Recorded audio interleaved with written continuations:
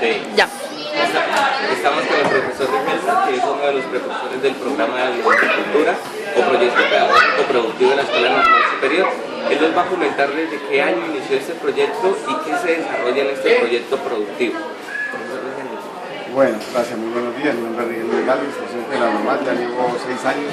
Prácticamente cuando llegué hace 5 años empecé el proyecto de lombricultura, una iniciativa propia, debido a que el colegio era completamente árido, no tenía unas zonas verdes, no tenía nada, sino era puros desiertos, entre comillas. Entonces yo le decía al rector de ese entonces que qué hacemos para volver a un proyecto natural, un colegio verde, no con tanto terreno, pero con una cantidad de inconvenientes que se veían en las zonas verdes, que eran con la tierra. Entonces hicimos una consulta del abono y implementarle las zonas verdes salía por más de 25 millones de pesos hace 6 años. Entonces yo le dije, pues yo me comprometo, estudio lombricultura por el SENA y si usted me apoya, yo monto el proyecto. Y de ahí sacamos todo lo que se necesita para poder implementar las zonas verdes. Así fue que estudié lombricultura por el SENA, estuve en práctica en el Playón, en el SENA de Playón, y obtuve todo el conocimiento de lo que es lombricultura. Luego vine y el rector nos consiguió los materiales iniciales y con eso y con los estudiantes empezamos a punta de pica y pala construir las instalaciones que hoy día tenemos allá.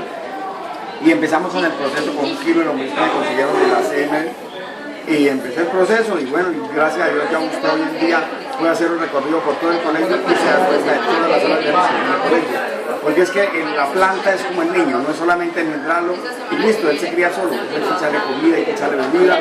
Las plantas sucede lo mismo, los prados sucede igual. Aquí mucha gente sembraba prados, sembraba plantas, sembraba cosas ornamentales, pero no le hacían el mantenimiento, no le hacían el consumo diario que tiene agua, acompañamiento, seguimiento. Entonces eso fue fundamental. Entonces, eso hace que yo todos los tiempos preparo el abono allá con el mismo. ¿Cómo lo preparamos? Para hacerle una claridad de una vez. Nosotros aprovechamos el papel de residuo que sacan los estudiantes en los salones. Ese papel lo ponemos a compostar en una pila con estiércol de ganado y luego lo vamos dando un proceso de vuelta con humedad constante al 80% hasta cuando se pudre, ya, se degrada. Y después se le suministra como alimento a la lombriz. La lombriz se consume eso, en su tracto digestivo le aplica todos los nutrientes que la planta necesita y ella lo que coloca, lo que deposita es el abono.